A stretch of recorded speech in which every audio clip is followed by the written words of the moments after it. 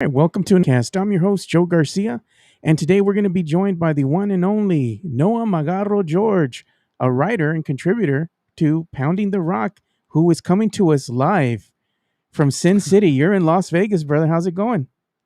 Good. I've had a good time here. Thanks for having me on. I always love talking basketball with you, and for once, I'm in the place where the action's happening. So I'm excited to talk, man. You haven't made any money on the tables yet?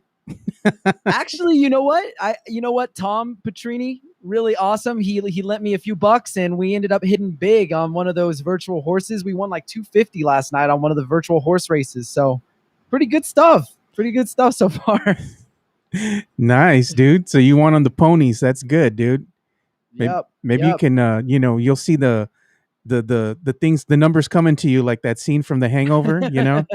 You'll start betting. Maybe you can make a bet on the Spurs to win it all, like Tom did. You You know know, what? I might have to. Like, that's a good bet. You can win like thousands of dollars for putting like $5 down on them. So I there's saw nothing to that. lose there. $5, bro. Put the $5 down. It could pay off for you later. You never know. Oh, absolutely. Yeah. Now I'm gonna have to get there at some point. I have to go back to the strip, but for now I'm in my hotel room just chilling. Chilling. Hey, we got some viewers watching us right now on Twitter. We got Hooper Flash. What's up, man? And we got our good friend Metal Neck Gail. She's watching and she says hi, Joe. Hey, Gail. Thanks for watching. So we're gonna go ahead and start talking about the NBA Summer League. And since you've been there, since the beginning, let us know a little bit about what it's like to be there. Because I hear that you spend $50 and basically it's your general admission ticket and you can just go and watch all the games all day long for $50, dude. That is a steal. Yeah, it's $50 for a ticket, and you're there all day long, right? I try to get there an hour early, so I'm like one of the first in the venue. Get a good seat, leave my stuff in a seat so no one can take it. And it's crazy. You run into people who you would never think you run into. I ran into Mike Schmitz. I ran into Sham Sharania. I ran into Brent Barry. There's a ton of people out here. I ended up talking to the parents and having dinner with the parents of one of the guys that the Spurs worked out with, Trey Murphy. I don't know if y'all remember him, Nice. but his parents were really nice. I mean, everybody's just willing to talk. It's free flowing. There's media, there's executives, there's players. It's been crazy. I didn't expect. I mean, I knew that there were people out here. I just didn't know they'd be walking around so freely. Yeah. Hooper Flash says overless ace restream, Joe. I know because I'm using restream. I'm using actually OBS, but then we're using restream to push everything out to all the other platforms. So that's why you're seeing the logo over there. But Noah, one of the things that I want to ask you though, what have you thought about some of the young Spurs that you've seen out there? Namely, what have you thought about one Joshua Primo? Yeah, Josh Primo, I think, is a little bit further along than we thought. Obviously, he didn't get to play yesterday. They sat him out as a precautionary measure. But look, I talked to somebody, Max Feldman. He scouts the NBA, he scouts college basketball, and he was telling me, look, I've been watching this kid since high school. In high school, he was the guy. He was the guy. He was running the offense. He was hitting step backs. He was creating offense for himself, for others, finding teammates. And at Alabama, he just didn't get to show that. He was off ball, cutting, spot up shooter. And, I asked Josh about that in one of the pressers, and he told me, yeah, I mean, I played a different role at Alabama. I did what they asked of me, and now I'm a more complete player. And I would agree. It hasn't been perfect. He's young. He is 18 years old. I know at 18 years old, I was fresh out of high school. I had no idea what I wanted to do. I went to college thinking, like, maybe I could get this sports journalism thing a try. This kid's already in the NBA. So, just be patient with him because he's shown some really nice flashes of being able to be a special player. But for now, he's still a project. But I like what I've seen. He's a really nice kid. He's got a lot of heart, and he's got a lot of skill. We've seen some of that skill out on the court. He hit that like Dirk fadeaway a few games ago. That's in his bag, so I'm excited for him. I want to see what he can do, even if it's just in Austin the first year. Yeah, Spurs fans have been pretty nasty lately, dude. I don't know what's in the air. I mean, something's in the water. I don't know what it is. But every day I go on to Spurs Twitter and somebody's starting an argument. They're fighting with each other, fighting with other people. It is what it is on that end. I love Spurs Twitter. I love my peeps, man. But wow, guys, y'all need to settle down. And Spurs fans have been coming for Joshua Primo because of one bad game. They came at him, and some of them had some pretty pretty harsh words for him. Let's put it like that. They're saying that he's a bust already. I'm like you said, Noah, the kid is 18 years of age. what the hell were you guys doing at 18 years old? He's playing at such a high level right now, playing against, really good talent. He's going to be in the NBA. I mean, the Spurs drafted him with the 12th pick. Obviously, at this point, it signals that they're going to go ahead and invest in one Joshua Primo for the long game. If you guys wanted somebody who's going to be able to come in here and be NBA ready, that's not Joshua Primo. He's a work in progress because he has a lot of raw skills that the Spurs really liked. They're going to work with the kid, man. Let's give him a chance because he has one bad game. They say, "Oh, he's a bust." I'm like, "Oh man." What do you think about those comments, Noah? It's just not fair, right? It's not fair. He's 18 years old. He was taken earlier than a lot of people expected, but the Spurs liked him. He was their guy. He had a good workout. They liked what they saw from him at the combine. And you know what? Like I said, he is very skilled. And the number one word that comes to my mind when I think of Josh Primo, and the coaching staff has used it as well, is poise, right? He Yeah. doesn't look scared out there. He looks confident. He's trying things, and sure, he's turned the ball over. Sure, he's made some ill-advised passes. Sure, some of those shots are questionable, right? Like he's taken some not so good shots, but the fact that he has the confidence to do that, the confidence to just go out there, play against grown men, because it is summer league, but everybody here basically has 2, 3, 4 years on him. There's guys like Brandon Knight who are 8-year veterans who are at summer league. He's not doing anything, he's not really looking good, but Josh Primo's out here showing really nice flashes of self-creation, of being able to pass off the dribble with either hand through tight windows at 18. So give him some time. The kid is young. And let me tell you, in person, he looks even younger. Like if you can imagine that, he looks even younger in person. But I'm excited to see, where he ends up in the next few years, because that's what's important. It's not the first year, it's not the second year, may not even be the third year. But in a few years, you're going to look at this and we could go, wow, we were all wrong about this pick. This kid is special. We could be looking Yeah. at that. Yeah, he is a special kid, and then the Spurs summer league roster, I mean, it was Joshua Primo, Joe Wieskamp, Steven Domingo, Sky Labrisi, Zach Norville, Devon Vasel, Justin Turner, uh, Biram Fay, Matt Mitchell, Jalen Morris, Trey Jones, Nate Ruffino, Caleb Johnson, Malik Newman, Eric Demers, Justin Robinson, and Halip Tripp and Daquan Jeffries. That's the NBA Summer League roster for the San Antonio Spurs. Um, Out of those names that I just told you, uh, besides Wieskamp, what other players have you been checking out over there, over in Las Vegas in the Spurs Summer League? Yeah, so I really like Nate Renfro. He played for the Spurs and their Austin team last year in the G League bubble. He looked pretty good. He's not really a scorer. He only averaged 4 points per game last season, and he's not a shooter, 15% from three. So clearly he's not shooting the ball. But what he does well is everything else. 4 assists per game, just 1.5 turnovers per game, about 6 rebounds per game, 2 steals, 2 blocks per game. He's everywhere. High energy guy. He can pass the ball. He can play defense. He's a switchable defender. He's long. He's athletic. He's a lob threat to a certain extent. I like him a lot. I think he should have a chance on an NBA roster, but the problem is in the NBA in this day and age, if you can't shoot and you're not elite at everything, you're going to have a hard time getting to where you want to go in the NBA. So he may not get a shot, but I think he deserves one. Malik Newman looks good. Jalen Morris looks pretty good. And obviously, we could talk about Trey Jones in a second if you want, but I like him. I like Trey Jones a lot. I think he could really battle for that backup point guard spot.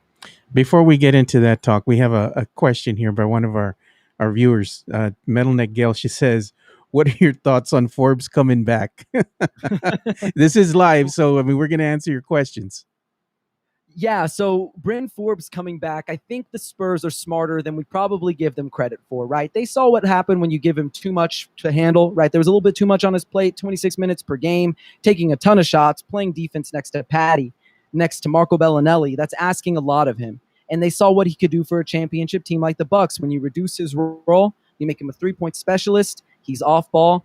And, I think when you look at him this season, he could be a guy who's playing, 15, maybe 19 minutes per game, somewhere in that range, just three-point specialist, because I think they know what they have in him, right? They just want a guy who's good for the locker room. The guys already like him. We know that. They want a guy who knows the culture, who understands the system, and that's what they're getting, and they needed three-point shooting. So bringing him back, I know some people see it as the sky is falling, but I think they just made a move to get a guy who they like, who they know what he can bring, and they're going to be smarter about it this time around, hopefully. Yeah, I agree with you, man. It's going to be hard to see him play for another team, but signals that the Spurs are moving in a different direction. And I, for one, am going to be a Patty Mills fan no matter who he plays for. I just hope, at this point, since he's going with the Nets, he gets a chance to win a chip. Good on Patty. I'm going to miss hearing "Good day, mate" every time he knocked down the three, but I know I'm gonna miss him too. I'm not gonna lie. I did this to myself. This is my fault. But right after I saw Patty was signing with the Nets, I was like, you know what? I need to watch that beautiful Spurs, beautiful game video. oh And I no. swear to God, a tear was going down my face. Like I was sad. I felt it because he was such a joy to watch. The guys loved him, and it's hard to see him go. He was with the franchise since, I was in middle school, basically. Yeah. That's a guy who I have an emotional attachment to, even though, I'm a part of the media. You're supposed to be unbiased, and I try to be. But with Patty, it's hard not to like the guy. He's just so likable, great member of the community. It's hard to see him go, but if he wins a chip, good for him. I'm going to be happy for Patty. Yeah, good on Patty, man. And we got another question here from Michael DeLeon, our good friend Michael DeLeon. He says, except set screens. He goes, love Renfro's energy, though. He goes, Newman has surprised me, is what he's, Newman has been good. yeah. Newman's been really good. Yeah, he looked good yesterday, like especially once Devon Vasel went down. He was creating off the dribble. He had some nice looking step backs. He was pretty I won't say he was great on defense, but he definitely played with energy. And it's hard to tell how good they are as team defenders, especially with all these guys coming in, different backgrounds, never played with each other. Everyone's trying to make an NBA roster. Like Joe Wieskamp said it yesterday in the press conference. Like, it sounds bad, but everybody is trying to get to the NBA.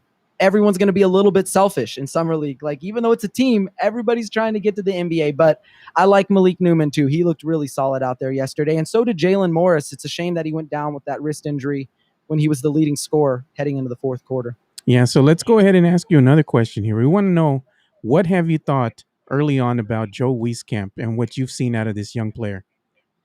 Yeah, it's been a rough start for Joe Wieskamp. In Salt Lake City, he didn't really get out to a good start. I think the highlight for him in Salt Lake was when he had that steal and slam. And since then, it hasn't really been that good, right? He's not shooting well. He started out 3 for 4 yesterday, hitting 2 3-pointers. I think he got a layup or something like that. And then he missed, I think, 5 straight shots. Just had a hard time settling in. He had a really rough turnover where he stole it. He went to the basket for a layup, and he was like, oh, man, I'm cut off. Like, I'm just going to toss it. And he threw it away. But I really like Wieskamp. I think, with Devon going down, with Josh Primo out, they said, hey, like, let's see what you can do with the ball in your hands. It wasn't great, but the fact that they're willing to say, hey, try it out. Let's get you comfortable in that situation. I think that's promising for him. He's a great shooter. He hasn't shown it yet. He admitted that himself last night, but he's confident in his shot. I'm confident in his shot. And he said he's going to let it fly because the coaching staff said, dude, you can shoot it. Let that thing fly. So we're going to see it eventually. It may not happen right away, but I'm hoping for a breakthrough for Joe because he really can shoot it. 46.2% from 3 at Iowa a year ago. The dude can shoot. Like, it's just a matter of time before it starts going through the net. Yeah, we have a question or a comment here from Maxie watching us on Twitter. Thank you guys for watching, by the way. It said too many turnovers, referring to Wieskamp. And I want to go ahead and go back to Wieskamp because if we go back and, to his first game over in Las Vegas where he played against, or the Spurs played against the Minnesota Timberwolves, they lost by a few points, 91 to 89. And Wieskamp, at this point, he came off the bench. He put in 16 minutes, had 3 points. He had 1 turnover during that game. And then I'm looking, okay, well, let's go ahead and take a look to see how well he fared in this game against the Chicago Bulls. Looking at Wieskamp, this time he was starting. He played 26 minutes. He was 3 of 9 from the field. 2 of 7 from beyond the arc, perfect from the stripe, 3 of 3, and he had 11 points. In the plus minus, he was a minus 22. I know a lot of guys don't like to look at the plus minus. I get it. Then you look at the turnovers. He had 1 turnover, 1 block, 2 personal fouls, and a steal. He had 2 assists and 5 rebounds. Not a bad stat line for the kid, that's still learning. I mean, it's showing you that he's not afraid to shoot the ball. And he's pretty good at it. He's pretty good. He's a pretty darn good shooter, So, yes, he might have had a bad first outing in Vegas. Second one got better. I mean, what do you think as far as how he's going to progress in the next game? Do you think this trend is going to continue with him trying to improve every single game? Yeah, I think he's been getting more involved in the offense. They had him standing in the quarters quite a bit the first couple of games, whether it be in Salt Lake City and in the first game in Las Vegas. Devon went down. He was more involved. He was running off of screens. He was relocating off ball. He was cutting. And you know what? Everybody knows he's a shooter. That's what he's good at. Everyone knows that on the scouting report. Teams are actively working to stop him from getting space. And when you, again, like if you're playing with guys that are not comfortable with you, you don't really know them yet, it's going to be hard to orchestrate a way to get yourself open. So he's working hard to get himself open. He's working to get shots. They haven't started falling, but yesterday they did from three. And I think he's on a trajectory to start building some momentum, right? Like it would be a little bit worrying if you heard him talking after the game and he was a little down. But everything that he has said, he's very confident in himself. He's just trying to get the most out of this experience. And the coaching staff really loves him. Like Mitch Johnson has glowed about him, has said, look, I know shots aren't falling for him, but we know this kid can shoot. We want him shooting the ball. And as long as he's open, we want him shooting that. So I think he's going to be fine. And hopefully he can show out. I think that they're playing against the Hornets, and hopefully he gets loose a little bit against them. I'm not sure if we're going to see Devon Vasel or Trey Jones again. I think at this point, in my opinion, I don't know for a fact, but if I'm the Spurs, I'm looking at it and I go, I think we've seen what we need to see from them. Just kind of keep them safe, keep them healthy. But it'll be exciting to see him and Josh Primo play, because I do believe Primo is playing in this next game. Yeah, that's the kid gets a chance to redeem himself. Yeah, he had one bad outing, but let's face it. At the end of the day, the summer league is just meant for the players to go ahead and kind of showcase what they can do. It's more like a glorified tryout for some of these other guys. Because they want to go ahead and showcase their skill set, what they can do, and hopefully, if the Spurs pass on them, maybe another team looks at them and adds them to their G League roster. These guys are at this point they're fighting for a chance, to show what they can do. And I get that, and that sometimes you got to shut down some players like Devon Vasel has that hamstring injury. Maybe they go ahead and err on the side of caution, shut him down, and give the opportunity for another player to show what they can do. So I mean, it's not about wins and losses all the time. There's a lot Absolutely more not. variables in the game. And one of the things that I think Spurs fans need to focus on more than the wins and losses is the development of these young players. Let's specifically look and take a look at Devon Vassell and seeing what he has actually done, you know, in these summer league games. I mean, what have you really liked about Devon Vassell during summer league play? Yeah, so he's gotten off to some really cold starts, not looking good from the field, really not shooting very efficiently. But the thing that I really like from him is his handle seems to have improved from a season ago. He's using screens more patiently. This is really the first time that he's got to be the go-to scoring option, right? Like from Salt Lake City to here in Las Vegas, he hasn't done that in the NBA. He's getting an opportunity to do that. He's using screens patiently. He's getting to his spots. He's just not knocking the shots down. And he did tell us that, look, my legs aren't really under me. I'm still sort of getting my legs together. I haven't played organized basketball like in this sort of setting with NBA competition since the league stopped. Now, of course, he's working out. He's doing, like full court runs and stuff like that. But this is the first time he's played in like this sort of setting in a while. And you can't really blame him for being a little bit rusty. But I like that he has really continued to show that he's a solid defender. I mean, first and foremost, that is his primary skill set. The threes aren't falling, the mid-range jumpers aren't falling, but he's trying things. He's looking more comfortable, and that's to me what's most encouraging, because next year he may be asked to do a little bit more than he did for the Spurs in 2020, 2021. Yeah, hopefully he gets a little bit more run this season. But again, being that we have a lot of roster spots filled up already, and we're kind of heavy in some positions, it's going to be hard for the kid. But maybe he can make a case for himself here in summer league and impress the coaching staff in in preseason play. So I'm rooting for one Devon Vassell. I like the kid. I mean, you love his stroke. I mean, he has a beautiful stroke when he releases the ball. I love seeing him shoot. I know he's going to be a role player and a contributor to the Spurs. It might just not be what we're expecting this next season, but in the future, I'm sure the kid's going to be able to contribute. We did have a question here or a comment from Maxie again, watching us from Twitter. They're saying, which role do you think Trey Jones will have with the team this year?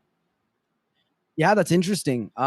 He could be the backup point guard. I mean, he's played really, really well, but I think we've already seen everything that we've seen here in the G League a year ago. Now, that was a small sample size. I know I keep saying that word, small sample size, but it was. He looked good in the G League last year. I think he averaged 8 and 9, was one of the best passers there, finished well at the rim. But one of the things that I've seen from him here in the summer league rather is he's been more creative off the dribble. He's finishing in a variety of ways. Like he finished with a really long, deliberate Euro step yesterday, went right through Devon Dotson.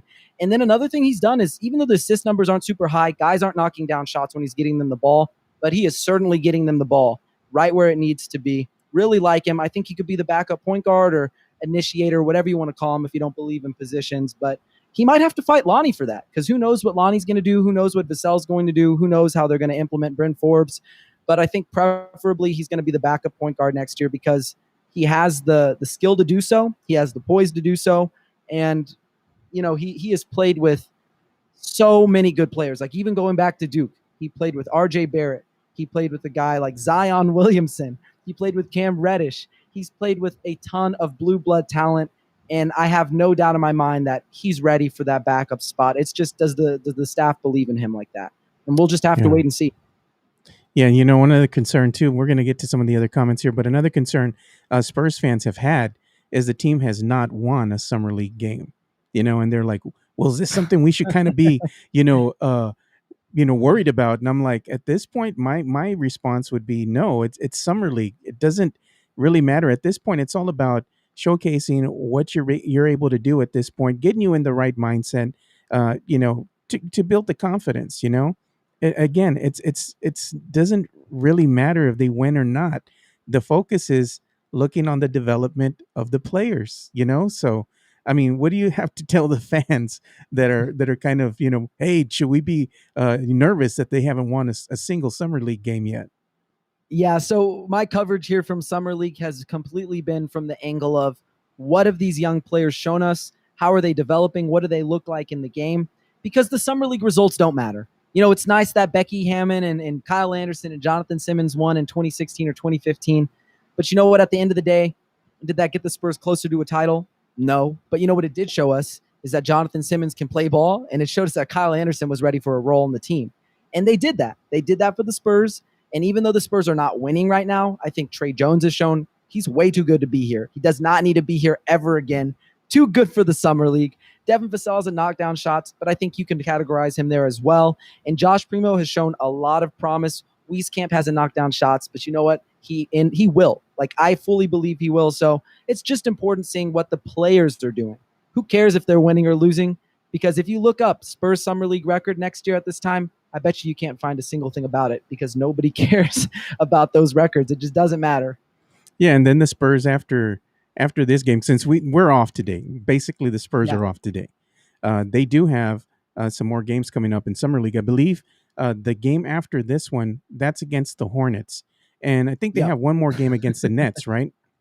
Yep, they also play the Nets, so we'll see Kendary Weatherspoon there. He's looked really good for the Nets. I watched him play live. He's fighting for a roster spot. They still have one roster spot in a two-way, so hopefully our guy Q gets that. And then Kai Jones, the guy who everybody wanted. That's who we're going to see against the Charlotte Hornets. So that'll be interesting to see how Spurs fans react if that guy has a big game. Yeah, and watch him shell out against the Spurs, it could happen, And we have a comment here from Maxi again. Oh, no, this is from Peter Atonis watching us on Twitter. And he's like, any news about Devon being injured? And are Primo, Devon, and Tre going to play? And I believe he's asking, are they going to play in the next game? Yeah, so after the game in the press conference yesterday, Tom Petrini asked the coaching staff, what's up with the injuries? What are they going to do? Are they going to play? How serious is it? And Mitch Johnson said that, like, this hamstring thing for Devon Vasel, it's been something that's sort of nagged him since Salt Lake City. Not a big deal. They're just trying to take it easy with him. They don't want to risk him getting injured. So he may not play next game, or he may. We don't know yet. Josh Primo should probably play the next game. They sat him out for precautionary measures. He was feeling a little bit sore. He's played 4 games in 7 days. They don't want to rush anything with him. They don't want to, jeopardize his development. And in terms of like Tre Jones, he was fine. He stayed in the game. He may not play next game, but that probably won't be because he's injured. It's probably be because they've seen what they need to see out of him. But I'll keep everybody updated on that. I'm sure everybody else who's covering the Spurs will as well. We just don't know usually until like right before the game. Summer League has taught me, wow, it is chaotic here. Like things are happening on the fly. you're watching it happen. Like yesterday, I sat right behind the Spurs bench. I saw their PR team. I saw all their coaches, and man, this event staff is working hard. Like applaud, like huge shout out to the event staff because they're coordinating everything. It was a really late notice for the media, late notice for the players, late notice for the staff. I mean, everybody's working hard, and I'm sure it's really affected how they can communicate with us because we're usually learning things like 10, 20 minutes before the game start. Like yesterday, I talked about Primo not playing. I didn't learn that until right before the game started. So we'll have to keep updated with that. But I do think that they should play. Yeah, hopefully they can play, because I know Spurs fans are going to want to watch these games. I believe the last couple games, they're going to be probably on ESPNU. I believe that's what Yep. they said. So make sure you go ahead and tune in by watching on ESPNU, not ESPN1 or not ESPN2, but ESPNU. So you can go ahead and check the games out there. Because everybody always asks, what channel is the game on? Well, I'm telling you ahead of time, ESPNU. Go check them out. Um, and I got to ask you another thing too. Beyond, what you've seen out of the Spurs, and I know you've probably been there and you've actually spent some time looking at other teams as well. I mean, you're going to take advantage of the time you Oh, have yeah. there and checking everything out. Uh, Other top prospects, have you seen them play? Yeah, I've seen Jalen Green play. I've seen Alperen Şengün play. I've also seen Joshua Christopher play, Cade Cunningham play, Evan Mobley play. I've seen pretty much anyone who you can think of at the top of the draft, whether that be Scotty Barnes, Josh Giddey. I've seen all those guys play. A lot of them have really stood out to me. Jalen Green looks fantastic. This guy is going to be really special, but I think we already knew that. I was pretty high on him. I had him 3 on my big board. Cade Cunningham looks just fine. I know he hasn't had the best performances, but he looks just so well rounded. Shots are going to end up falling. I have no doubt that he's going to be really good for a long time. And Evan Mobley looks fine. Like he hasn't been great, but he looks fine. And it's hard to read into summer league performances, but I've really enjoyed everything. And honestly, it's been a whirlwind here. I mean, I have a story for you if you have some time, but Yeah. I just had the crazy. So the first day of summer league for me covering the Spurs, I was trying to figure out, I need to go back to the hotel so I have Wi-Fi so I can do the press conferences because it's limited media in person. So I thought, you know what? I'm going to try it from the stadium. I have the Wi-Fi password. I'm going to try it from here. I got in a quiet corner. I put my bag down. I got the Zoom ready on my phone, and someone picked up my bag and just started walking away. Like Wow. mid press conference, just started walking away while I was on the Zoom press conference, and I had to quit the press conference. I had to go chase him down, grab my bag, be like, "Hey, what are you doing?" Like, that's my bag, and he was like, "Oh, yeah, sorry, I thought it was mine." Blah blah blah, and he gave it back. But that was how my first day at summer league was. It just was crazy. It was a crazy day, but I've enjoyed it so much. Like that aside, it has been just a fantastic experience. I'm glad I'm out here.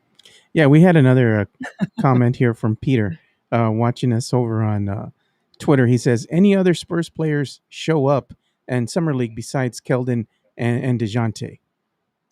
No, I had talked to Luca beforehand and he was planning on going, but he ended up staying in San Antonio and working on his game. Like he really driven to get better this offseason. He wants a spot in that rotation. He wants minutes. He's working hard. He's working around the clock. So he was supposed to be here, but he decided to stay home. But that's it. I mean, if you count past Spurs, we have DeMar DeRozan, who was in the building yesterday. He was with his new team, the Chicago Bulls, hanging out with head coach Billy Donovan. And we also had Mr. David Robinson on the sidelines, watching his son, watching the Spurs. So that was cool, but nobody else. Yeah, nobody else that I could pick out from the crowd or in the stands or anything like that. Well, we did see Kawhi Leonard made an appearance out there in Summer Indeed. League.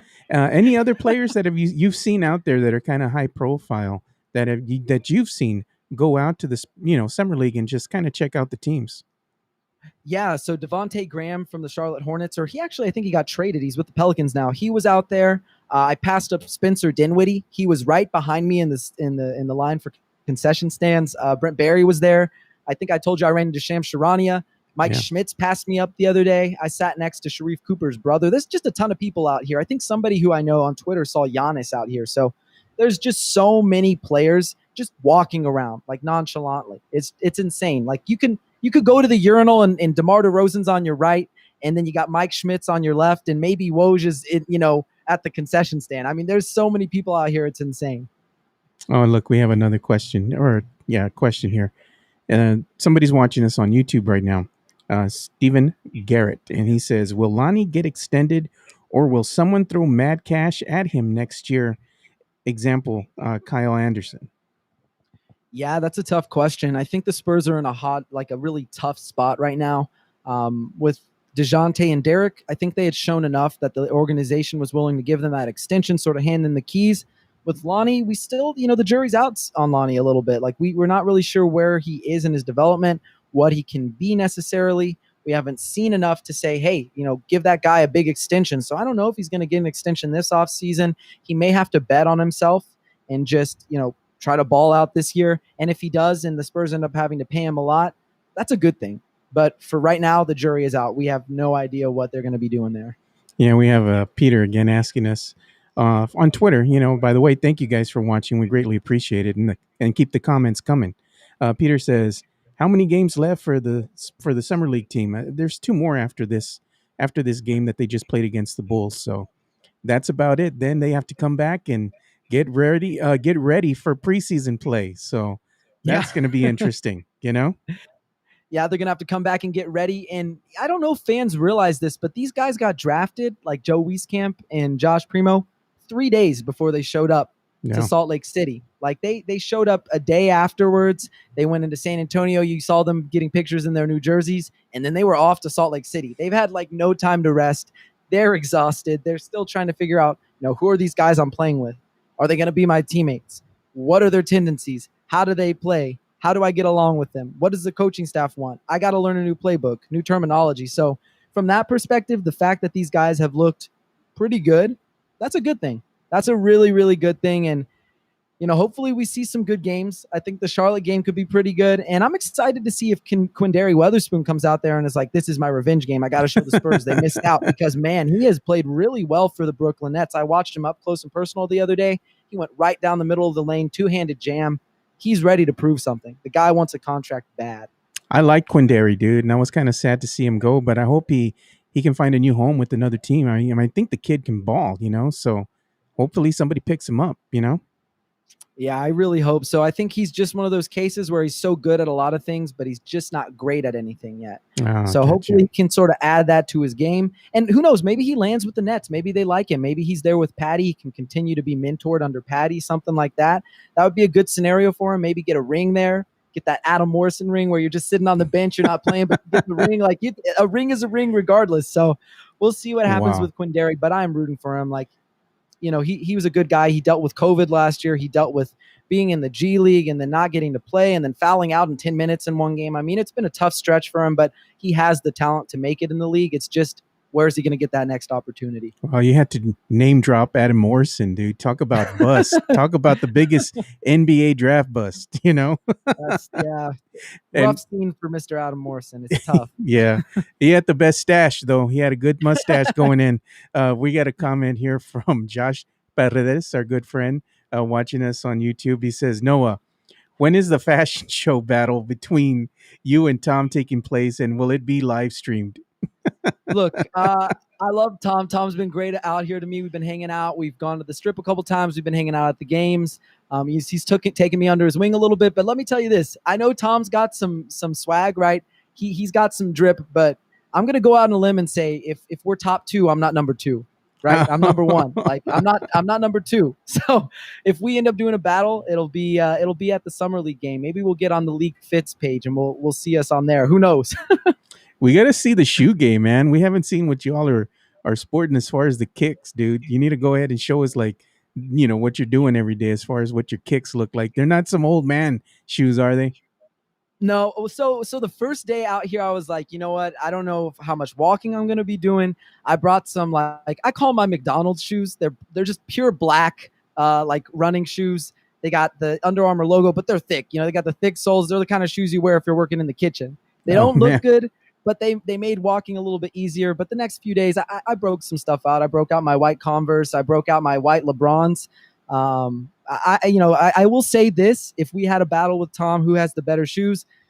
Tom's got me beat right now. He's got a pair of like Terry Rozier's shoes, like that he used to own. They look pretty cool. They're better than my LeBrons, but I think I got the drip for sure while I'm in here. Hooper Flash is putting some comments in here from Twitter. He says, Tom's foams. He's talking about the pink foams that Tom is wearing over there. So yeah, man, I saw Tom putting out some pictures earlier today on social media. It looked like he was in some parlor or something, man.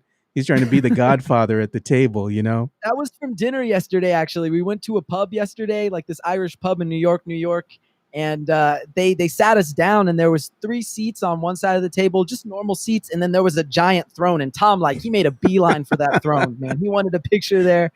He looked good though. He looked good on the throne. It suited him well. I'm surprised he didn't put the caption, "Your king has arrived." You know? That would be something Tom would do. That I could see that 100%.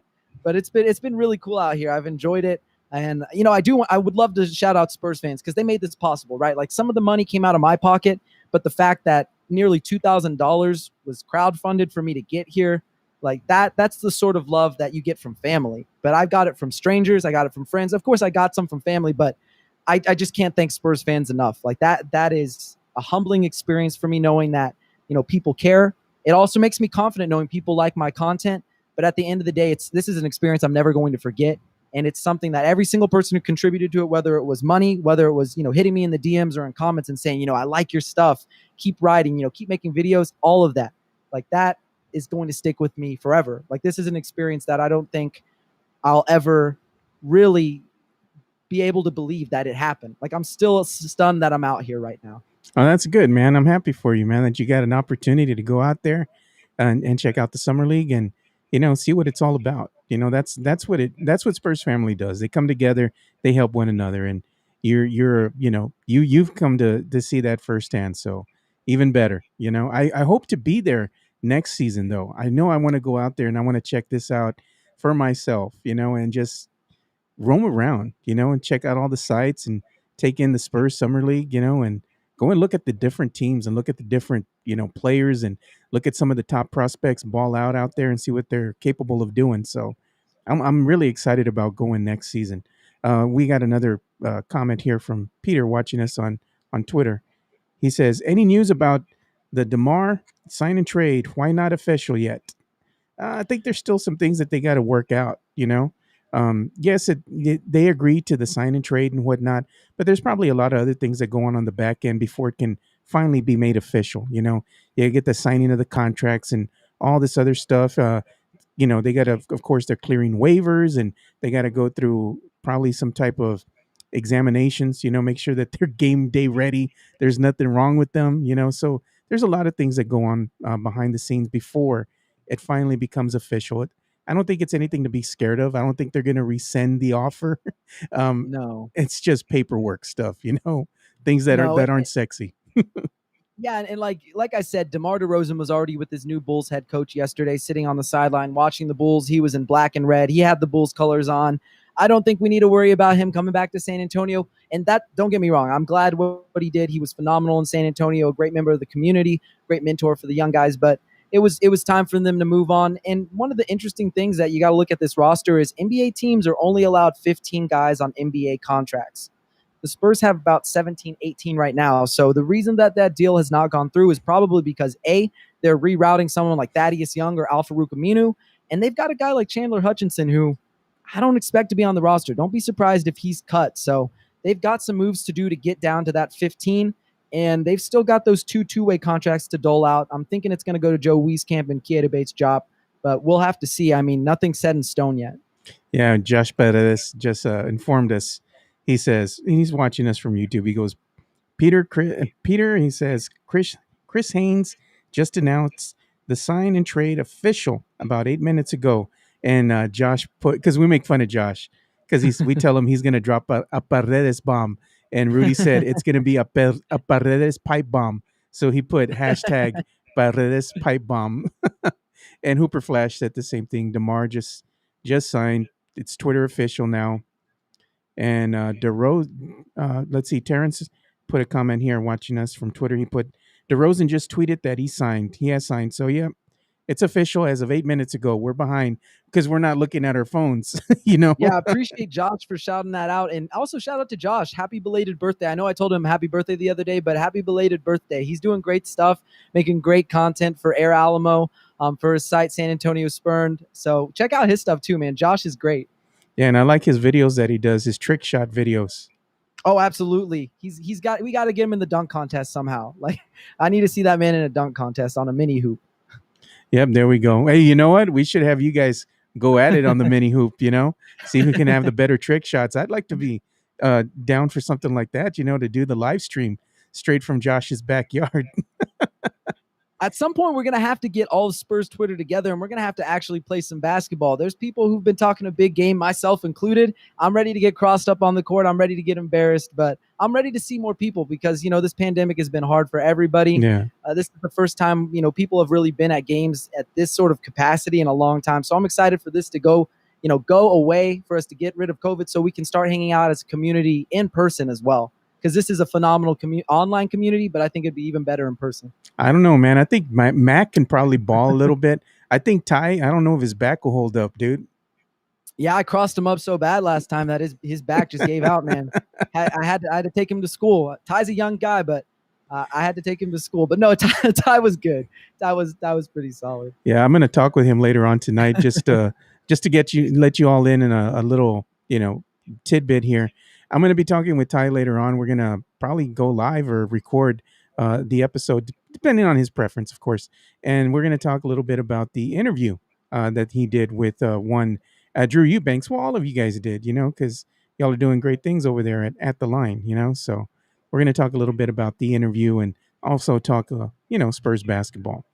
So look out for that coming through here later on tonight. I think we're going to record somewhere around 7 o'clock. So I got to get with Ty again, make sure that he's ready for that. And I'll give him a hard time about his back because Ty's a young guy, but I think his back is like 67.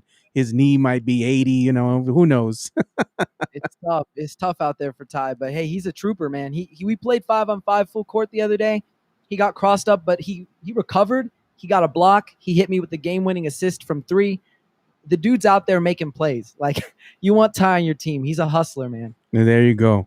Ty's out there hustling. He's going to be awarded the 6th Man of the Year award. Hey, we should do something like that, though, man. That sounds like a good idea. Like, get the peeps together, round them out, for some type of little, pickup game, and then just like live stream it, but make it like legit. Like, we can go ahead and have like a full setup up there where we can have like 2 cams or something. We can see the full court, and we can actually put like in player stats and have the score going on the bottom, I'm dude. 100% down. I'm 100% down. I was telling Tom this yesterday when we were hanging out at the pool, but when I was little, I was 100% convinced I was going to the NBA. Wow. Like I thought I was going to the NBA. Obviously, I did not. I'm not that good at basketball. It was the dreams of like a naive child, but I can ball a little bit. I've got some handles. I can shoot the ball. I think anyone who's played with me knows I can shoot the ball like that. I'm basically the Bryn Forbes of pickup basketball. Unfortunately, I don't play a lot of defense, but I can shoot it. You're gonna get hot. You're gonna be that streaky shooter. Okay, I got you. Yeah, but definitely we'll have to talk about that too. So we can get something like that going. That would be fun.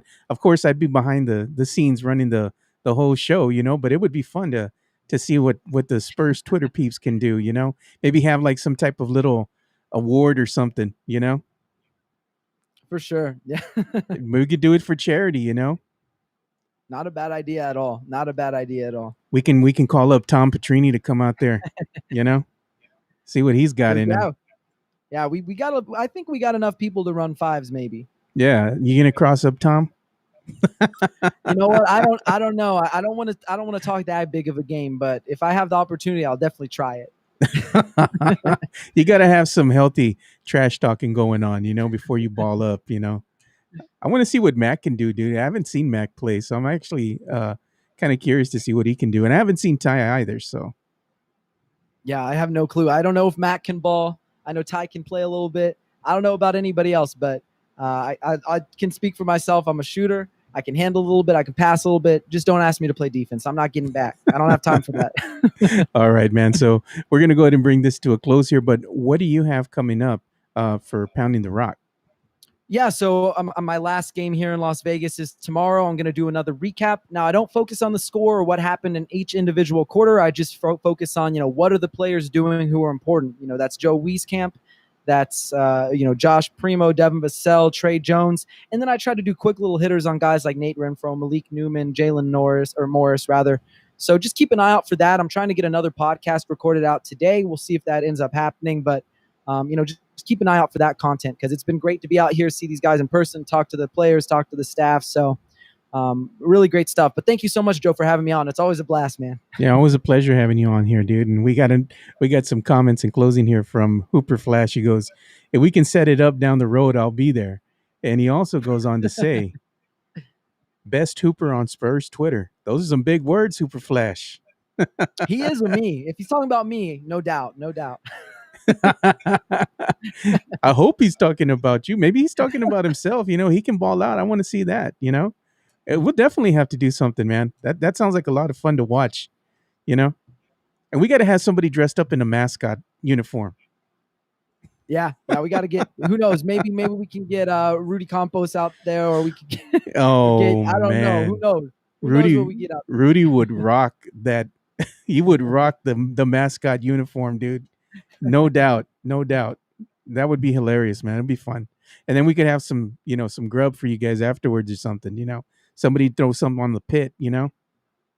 Oh, absolutely. I'm gonna need something to eat after I pick up a dub. Like you get hungry after you pick up a dub.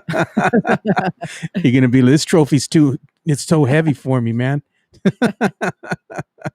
All right, dude. Well, they can go ahead and check out what we got coming up here shortly for Project Spurs. If they go to projectspurs.com, they can go ahead and check out also the latest episodes of the Spurs cast. And we are going to be recording a new episode of the Spurs Rewind with me, our good friend Josh Paredes, and our good friend Vicky. She'll be joining us so we can go ahead and talk Spurs basketball, the week that is Spurs basketball. And I think Rudy Campos Jr. might be joining us as well. So look for that to drop sometime tomorrow. So for Josh Paredes, for Noah Magaro-George, I was just seeing his comment.